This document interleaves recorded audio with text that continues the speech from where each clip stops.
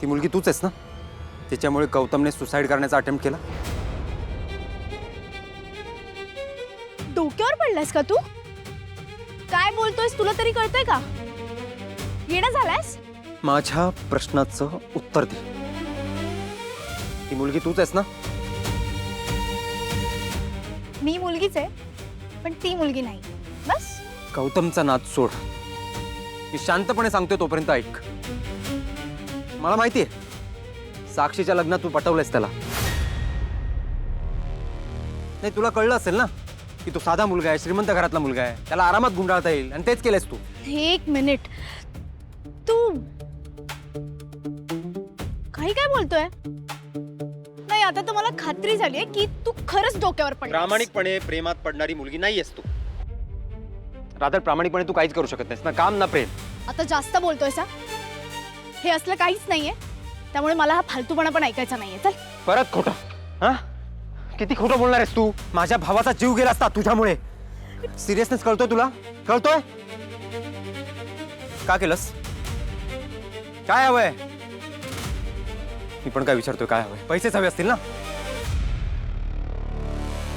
सांग, तुला किती पैसे हवेत? मी सगळे द्यायला तयार आहे, पण माझ्या भावापासून दूर राहायचं. तू माझ्याकडून पैसे उकळलेस ना, तेव्हाच मला कळलं होतं तू काय टाईपची मुलगी आहेस. पण तेवढ्यावर तुझं समाधान झालं नाही म्हणून माझ्या भावासोबत प्रेमाचं नाटक केलं. हेच येतं तुला. पैशासाठी काय वाटेल ते करू शकतेस तू. तुला फक्त पैसे हवेत, बस. तू गोल्ड डिगर आहेस, तू गोल्ड डिगर. हेच शिकवले का आई बापाने? जास्त बोलू नकोस, नाही ते खवटा देईन.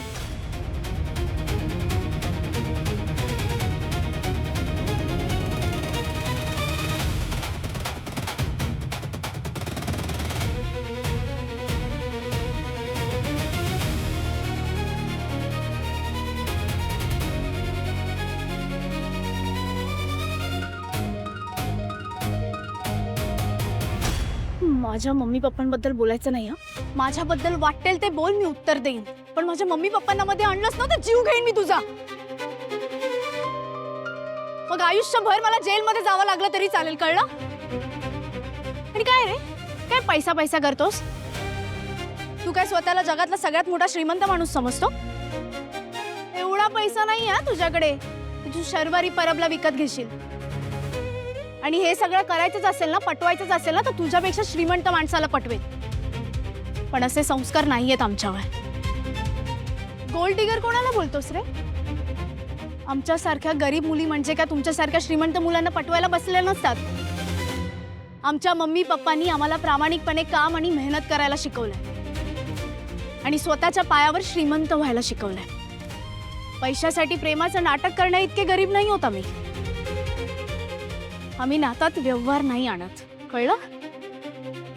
मिस्टर जय खानोलकर, तू कंपनी चालवतोस म्हणजे महिन्याच्या महिन्याला लोकांना पगार देतो, याचा अर्थ हा नाही की तू लोकांना विकत घेतोस.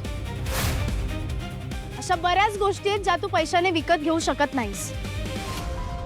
त्यातली एक म्हणजे माझा स्वाभिमान आणि माझ्या मम्मी पप्पांचे संस्कार.